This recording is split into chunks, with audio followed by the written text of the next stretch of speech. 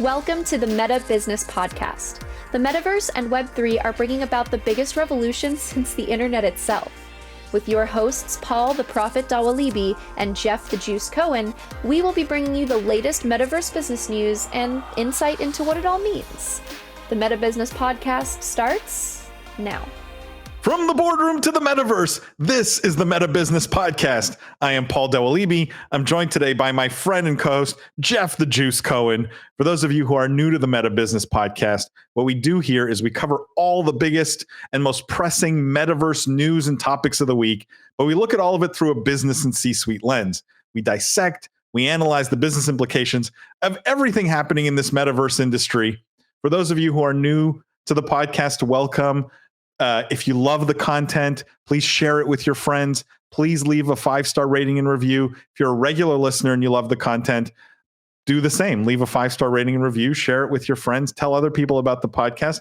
That's how we grow this show. We also appreciate all your feedback. If you guys are loving it, not loving it, whatever you think we should be doing different or covering, send us topics, send us news, send us things that you'd love to see on the show, guests even.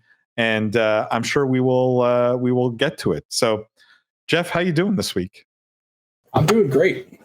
Feels like it's a massive week. Last week we had the biggest acquisition in gaming pretty much to date. And, Phil Spencer basically said, hold my beer, and topped it by, 5X. So I know we're going to cover this ad nauseum, but huge week. So excited to talk about the Activision acquisition, of course. And yeah, that's it. Yeah, I mean, just so you guys know, our sister podcast, Business of Esports, if you came from there, then we covered the Microsoft Activision-Blizzard acquisition there on our live stream / weekly news show at length. And so if you're looking for, the business of gaming kind of analysis of that, definitely tune into that. Go check that out. I want to focus this conversation because, Jeff, it's a huge story, right? And just the 2 seconds of context here, Microsoft is paying, because the deal technically hasn't closed. It may take a year to close because of antitrust sort of concerns. But Microsoft is paying essentially almost $70 billion to go and acquire Activision-Blizzard, one of the largest, if not the largest, game development company in the world. Makers of Call of Duty, World of Warcraft, Overwatch, Diablo, all these huge franchises. And I think what I want to focus on, and I think the reason why, we both thought this was a good idea to bring up on this show, is because a lot of the discussion around the announcement, both from Phil Spencer and Bobby Kotick and Satya Nadella, like from all sides, whether it's the CEO of Microsoft, the head of gaming at Microsoft, or the head of Activision-Blizzard, all of them had something to say at some point about the metaverse in the context of this transaction. And so I think let's start with sort of the buyer here, right? Let's start with Microsoft and Satya Nadella, who's the CEO of Microsoft. And I'm pulling this directly from the transcript of the announcement. So this is Satya Nadella that was speaking, I guess, to shareholders, investors, et cetera. And I'll put it on the screen. It's just text, so there's not much to see. If you're listening to the podcast, you're not missing anything here. But I've pulled out where there's discussion around the metaverse. Okay, and let me start with the first part here, where Satya Nadella says, "When we think about our future for our vision for what a metaverse can be, we believe there won't be a single centralized metaverse, and there shouldn't be. We need to support many metaverse platforms, as well as a robust ecosystem of content, commerce, and applications. In gaming, we see the metaverse as a collection of communities and individual entities anchored in strong content franchises, accessible on every device. And bringing fantastic entertainment together with new technologies, communities, and business models is exactly what this transaction is about." I'm curious what you think, just stopping there, Jeff, what you feel about that definition of the metaverse, or at least that view of it. Could you pull it back up on the screen? Sorry. Just wanted for context as I'm kind of going through it. I mean, I think it's interesting. It certainly doesn't fit with sort of the definition of kind of the metaverse, the capital T, capital M metaverse that we've sort of been espousing on this podcast. but I struggle with this because I don't necessarily disagree with the fact that this is probably what a metaverse will be for the very, I would even say, medium term future, if not, for quite some time. Mostly because I just think that there are so many big tech companies and so many different entities trying to build different metaverses that it will be hard for us to get to one. So I do think this view of that there won't be a single centralized metaverse is probably very correct, at least for a significant period of time. It also is interesting to juxtapose this versus kind of Facebook's vision or Meta's vision of the metaverse, because I do think that they are kind of looking at it more as we are going to own sort of the single centralized metaverse. So it's interesting to think about that versus, and maybe it gets back to what kind of Microsoft's history has been in terms of building apps, building operating systems that lives on other devices. And they've never tried to kind of own the entire stack. They try to own the application layer and the software layer and work with other kind of pieces of software to integrate and make people's lives easier through software. So maybe it's not surprising because this has always been Satya Nadella's and Microsoft's MO, is to kind of build these open platforms, these clouds, and these services for people. But I do think it's interesting to juxtapose versus Facebook. I mean, what's your kind of first initial reaction? There's a saying, to a worm in mud, the world is mud, right? And I feel like metaverse definitions are 100% dependent on whoever's delivering that definition, right? And there are a lot of good reasons for this transaction, right? There's a lot of good business ideas behind it, and we cover them on Business of Esports ad nauseum. We spent an hour on the live show about it. I think what troubles me here a little bit is, we're trying to conform the definition of a metaverse to justify this acquisition in some ways, right? And so that it fits. And while I don't disagree, because I do agree that there won't be a single centralized metaverse in the sense that many people will build onto the metaverse on some kind of common standards or infrastructure. And I do agree that is where Microsoft plays best, right? That at its heart, that's what Windows is. It's a common platform that allows other people to build on top of. But where I fundamentally disagree with this definition and where I'm really bothered by it is this sentence of where he says, and I really like Satya Nadella. I love what he's done at Microsoft. I think he's truly been a visionary for the company.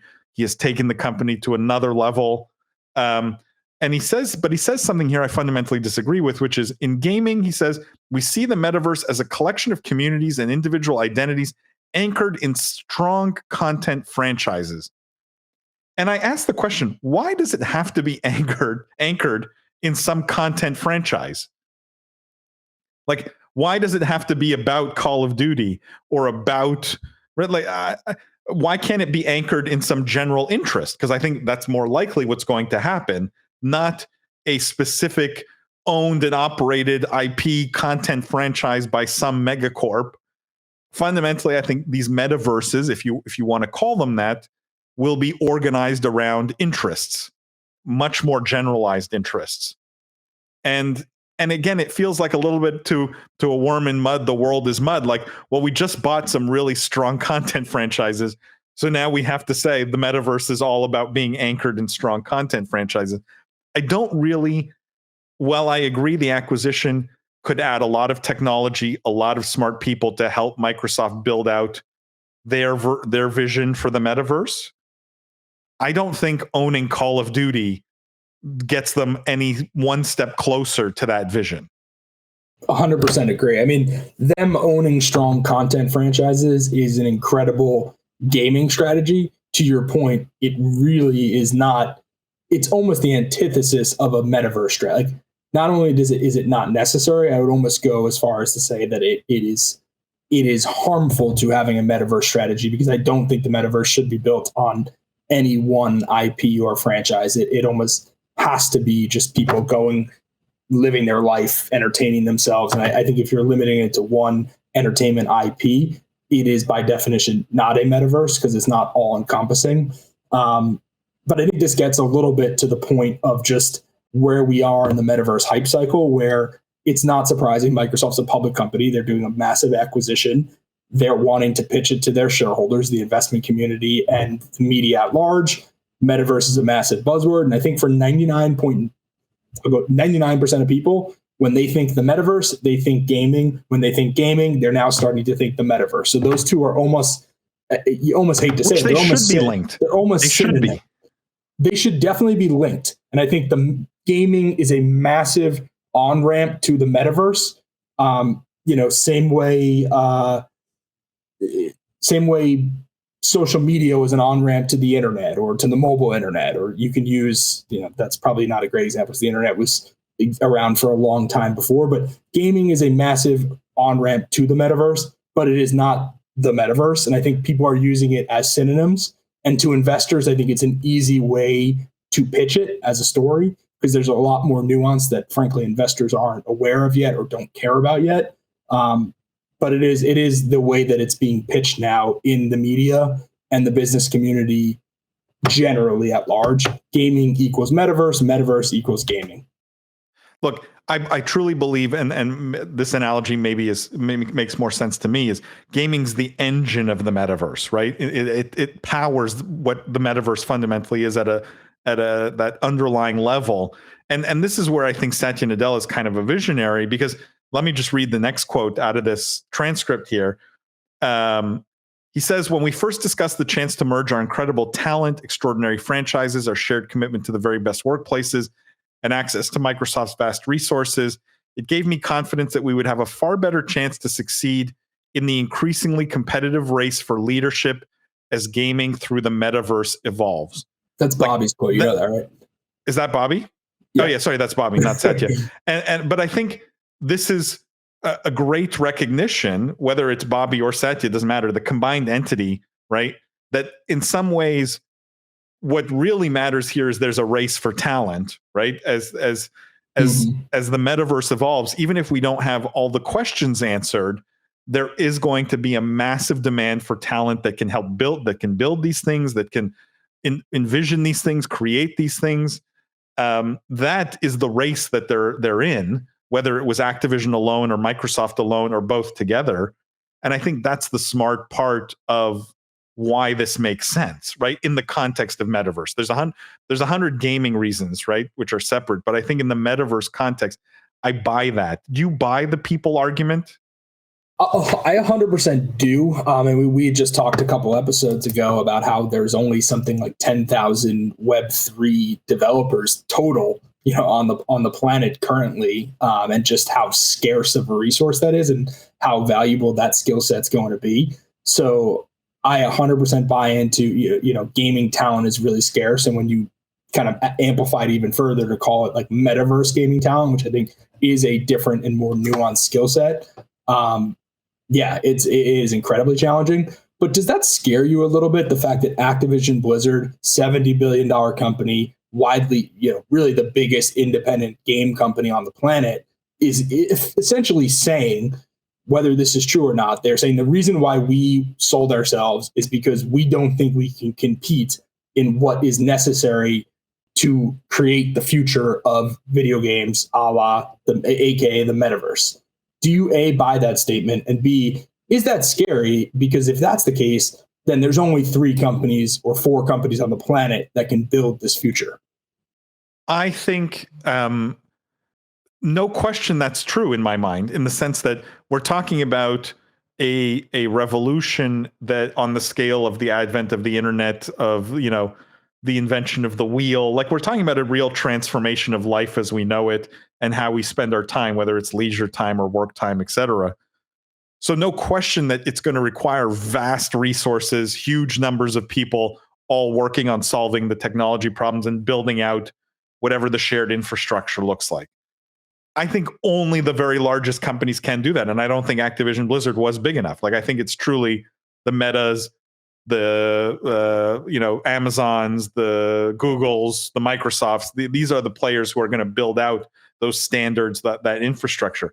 That's not to say that there isn't room for 1,000 or 100,000 other small companies that build pieces of the puzzle, pieces of technology, content, whatever. Like all of it's going to come together through the work of hundreds of thousands, if not millions of people. But I think you need the backing of the very biggest tech companies for the metaverse, again, capital T, capital M, to happen.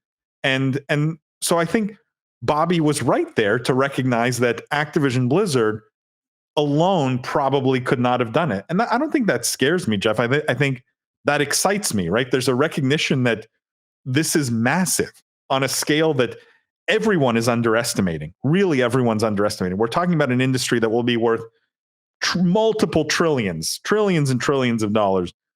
And the recognition that as a $70 billion company, we can't do this alone should excite you, not scare you, that there's a massive change coming. A little bit, but it also, if they're acknowledging that, it doesn't give me a ton of confidence in some of these smaller startups that are trying to build the metaverse or create games within it. Like it's a little troubling that he gave that response. I mean, it's almost like if they can't do it, why is anyone trying to do it? Besides, because they're going to be acquired by them, right? Like they know they're going to get swallowed by some bigger metaverse play.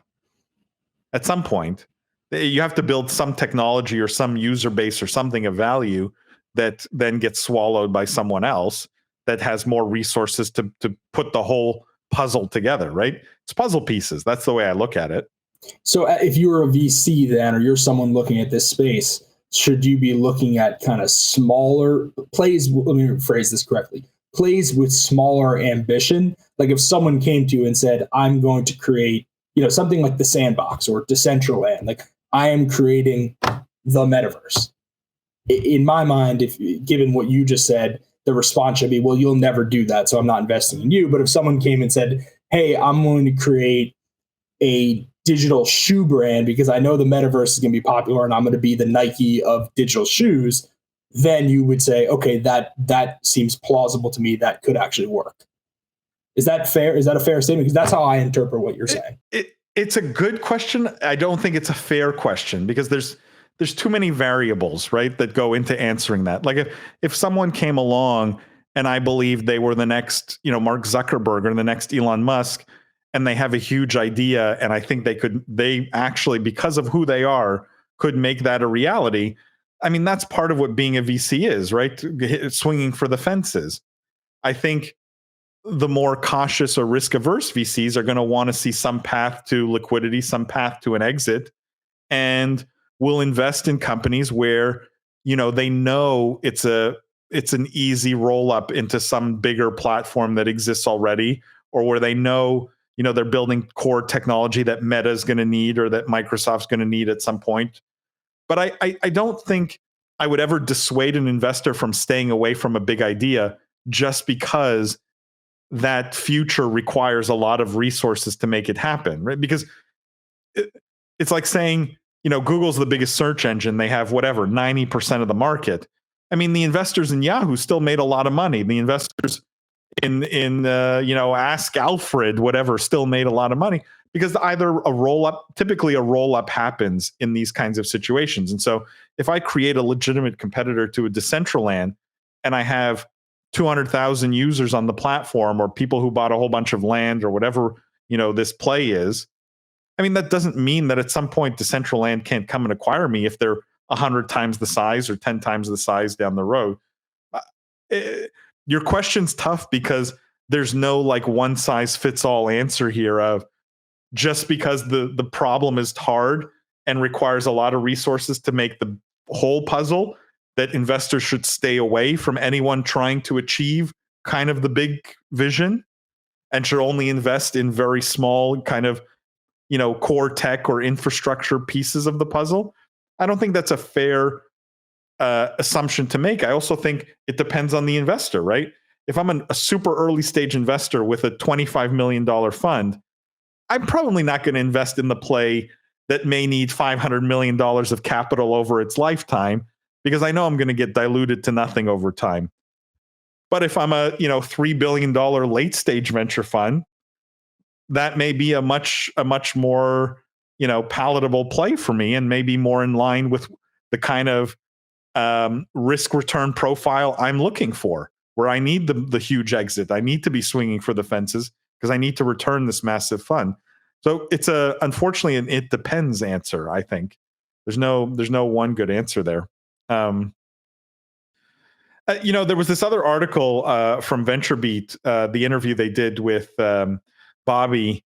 He reiterated, I think, a lot of the same thoughts. In fact, he used a lot of the same language that Satya did in terms of, what's the metaverse. I'll bring this up because he used the exact same language. Like they were really on the same, they were briefed by the same PR firm, I guess, or communications firm. He says, I think players are going to be the defining characteristic of the metaverse. It's a community of players anchored in a franchise, and then those communities anchored in some bigger virtual experience that allows you to have either access to your friends or access to other content. At the beginning, he says, what really is the metaverse? It's not like Neil Stephenson's Snow Crash vision. He says that specifically. What do you think of that, Jeff? I'm so conflicted about this quote because I fundamentally disagree with him on on his definition of the metaverse, but I also think that what he just described is an incredibly smart and savvy business strategy for a gaming company and has worked the last 10 years and probably will work the next, I'll call it 5 to 10 years, but it's not a good definition of the metaverse. I can't get over that. But this has always been Bobby in a nutshell to me, right? You got to give him credit for the value he created with Activision-Blizzard, but this is not a visionary. This is not a human being who sees the future whatsoever, right? And I think he's just totally wrong here, completely wrong. What he's described is fundamentally like a VR lobby before you go play Call of Duty, where you can interact with your friends in a VR community. It's literally like a lobby. And I think that is a very, very, very narrow view of this future that suits his narrative. I just think it's hilarious how it's parroting Satya's comments almost word for word, right? We're a business podcast. You have to admire the fact how quickly both of these teams have got on the same page, at least from a messaging standpoint, right? Yeah. There's clearly no discord from a messaging standpoint. Bobby's got a couple billion reasons to stay in line, to keep himself on brand, on point. This is true. One last thing on this, Jeff, before we move on. Do you think a year from now, when the deal is closed, when this is not about hype and this is not about messaging and this is not about shareholders, once all the sort of the big news and big hype has subsided, do you think we will hear either from Bobby or Phil or Satya about Metaverse in the context of Activision-Blizzard under Microsoft? It's a tough question. I think we will continue to hear. I mean, Microsoft will definitely have a Metaverse strategy. This acquisition, alongside just generally what they've done in gaming and the fact that actually can credibly be a metaverse or execute a metaverse strategy, they're going to have something. Will it be this franchise-driven Activision-Blizzard first Call of Duty style metaverse? No, I doubt it. I think this, from a near-term 3 to 5 year perspective, I think this acquisition was very much about Game Pass, getting content, winning the console war, all that stuff that we just covered for an hour just before this on the business of esports. So if you're interested in that whole discussion, please check that out. We covered that so well. Like, that was one of my favorite live streams we've done. So I think near term, that's what this acquisition is about. But don't make that comment as me saying Microsoft's not going to be a player here. I think they are now the player here. They're the leader. They've overtaken Meta in terms of who is credibly creating the metaverse. It'll be interesting to watch, Jeff. And I agree that I hope this is a catalyst for a much more holistic metaverse strategy at Microsoft, because, Meta / Facebook has put their stake in the ground. There's a clear sort of vision from Zuckerberg in terms of what he wants to do there. Microsoft has clearly put a stake in the ground in the gaming space, but a lot of the messaging is metaverse. I would love to see that articulated more clearly in terms of tangibly what this is going to look like and what they think they're going to do. If I can make one more hot take, I think Microsoft's biggest asset for the metaverse is Minecraft. I mean, I think that is way more important to their metaverse strategy than this acquisition.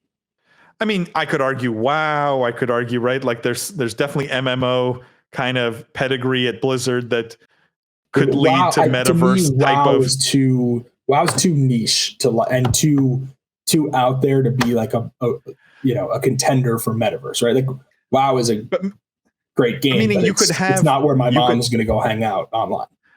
True, but you could have virtual worlds inspired by Activision-Blizzard IP, right? There's more of a fantasy world area that is WoW inspired, WoW lore, right? There's a more. This is exactly what you said wasn't the answer. This is literally their strategy. No. This is the metaverse inspired by franchises. This is exactly what we were just hating on. This is what we were just hating on. We just spent 27 minutes hating on that strategy, and then we came full circle, and now we love it. It's not a it's not a VR lobby to go play COD. Okay, let's move on. We have a couple other fun stories here. This one, the headline I think is very interesting, very eye-catching. It says, Interpret study says 56% of gamers are interested in earning NFTs in games. The study polled 1,500 console and PC gamers. 56% of them are interested in earning NFTs. And it's interesting in the context of, Ubisoft and all the backlash there, where basically they backpedaled. Sega saying, we're going to take it slow and cautious because we've seen the backlash to NFTs. How do you reconcile that with this study, Jeff, that says 56% potentially want to earn NFTs while they're gaming? It's interesting. I mean, kudos to them for doing this study. I feel like we, for the last 6 weeks, we've been calling, saying someone needs to go out and do a survey on this and kind of figure out where people's actual motivations are and kind of what people are thinking. So that's good to have some data finally. 55% sounds like a lot, but also it's kind of not, because if you flip it the other way, that means 45% don't want NFTs in games. And it's entirely possible that this data is exactly right, and just the 45% are super vocal. So, we're hearing that vocal minority. So that's potentially option one. Option two is there could be something, in the question that's sort of skewing, where it's like people want to earn NFTs, but they don't want to pay for them. And, maybe the problem is in implementation and sort of the way that these things, have been kind of put into the game so far. But yeah, I'm a little surprised the number is 55%, but at the same time, that's decently low still. You thought it would be lower, or you thought it would be higher? Based on what we've seen and the big negative backlash, I would have thought it would have been lower. Now, having said that, I would be interested to see if they polled microtransactions or something. I want to be able to buy in-game items. Where would that fall? Because if that's 90% of people want microtransactions, then I'd be like, okay, now the kind of numbers in a different context. You see what I'm saying? Yeah, there's a couple other stats that came out of the study, which I think are interesting. It says, Interpret also said that NFTs could play a major role in retention, as over 45% indicated that being able to earn NFTs through gaming would increase their current engagement levels with games. I thought that was interesting. And it says, additionally, over 53% indicated that earning NFTs is the primary driver, and they differentiate here, it's subtle, compared to being able to sell trade NFTs and the idea of building an NFT collection. The quote here says, building a collection is not the major motivator right now. Gamers are not yet viewing NFTs as they would Pokemon cards or collecting a complete set of similar items. Gamers just want to be able to participate in this new business and engagement model. Currently, becoming an NFT owner is a cumbersome process with numerous steps across multiple systems and programs. Gamers are likely looking to the industry to help create a more streamlined process towards NFT ownership and participation. Well, I think that last part is 100% spot on. I mean, and I think this isn't a remotely hot take at all, but I think that there needs to be numerous different companies probably built that their sole purpose is making it easier for people to interact with NFTs within games, how to trade them, how to own them, how to easily buy them with fiat, like many different, like it should be as easy as buying a gemstone in Candy Crush. And currently it is not that. It is significantly harder. So that is a massive hole in the industry right now that I think everyone is aware of. And there's probably 50 companies out there trying to fix it. But I definitely agree with that statement. Yeah. Are you surprised that earning NFTs is the primary driver, not like the idea of building a collection or selling and trading?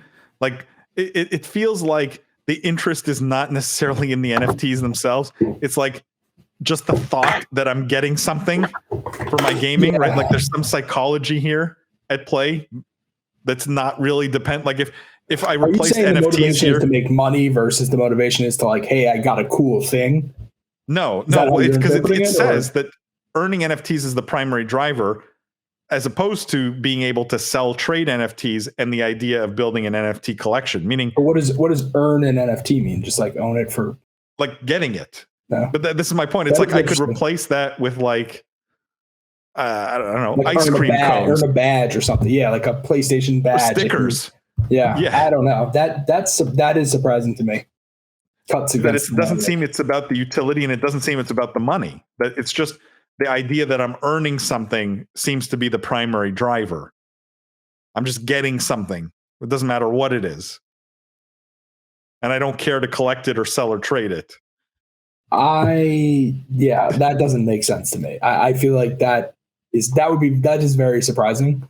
Because to me, the whole motivation, I think, is to get something of monetary value with this. But I guess maybe that's me putting my lens on it. So the data is what the data is. The data is what the data is.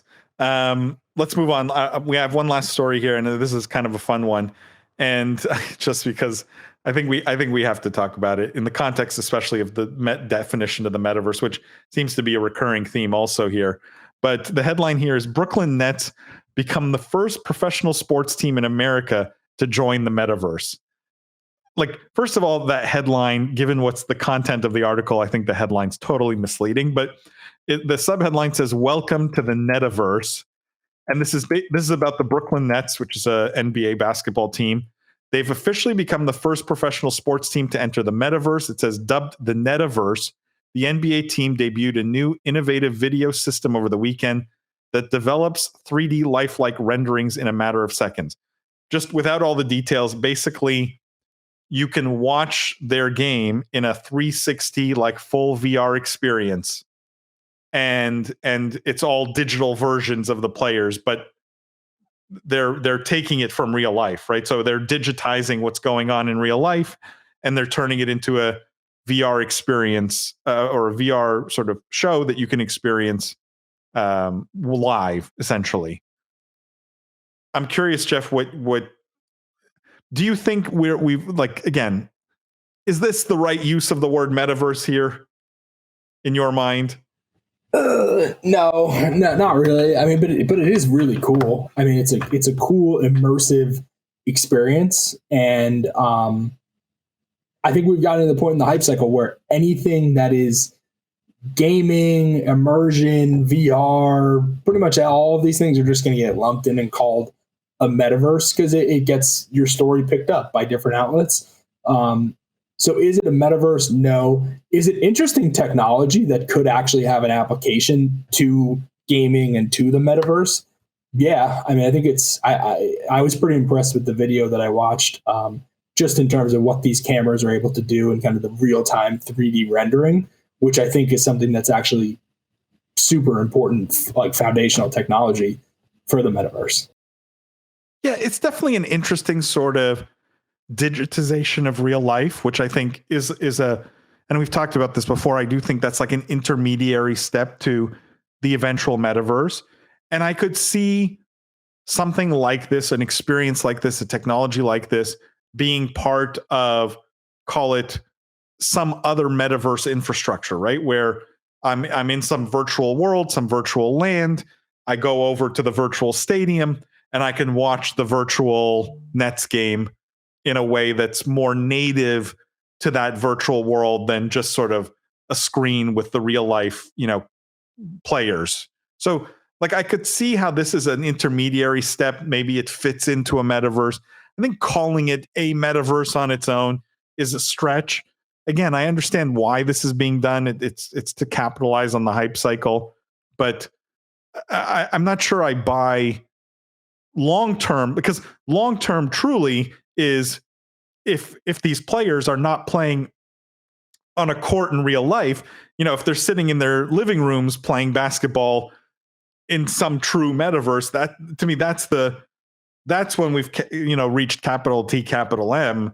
But this feels like an intermediary step, an interesting one, but I think a headline that maybe went a little bit too far.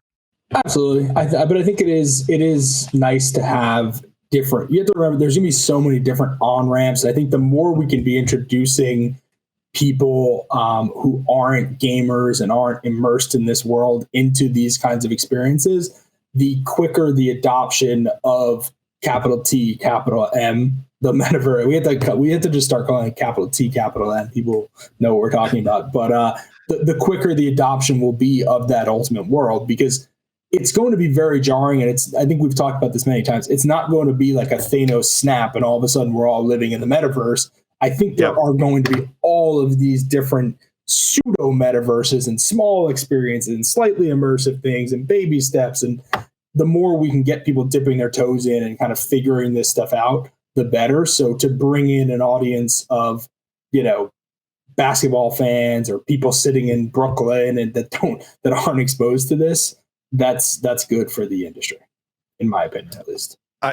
Jeff, I love finishing on that thought. It's such a good one. Guys, if you love the podcast, definitely go leave that review on Apple Podcasts, on Spotify, on Google Play. Make sure you hit subscribe so you get notified, or follow on whatever platform you get this, so you get notifications of when new episodes come out. We do these once a week. They come out every Monday. We love doing them. We welcome your feedback. Jeff, thank you as always. You're amazing. Thank you guys for listening, for tuning in. We appreciate you guys, and we'll see you all next week. Thanks for joining us here on Meta Business. Make sure to subscribe to this podcast everywhere you get your podcasts, leave a 5-star review, and tell your friends, family, and colleagues all about us. Also, make sure to follow Meta TV on all socials to get more of the best Metaverse content anywhere. Tune in every week for another episode of Meta Business.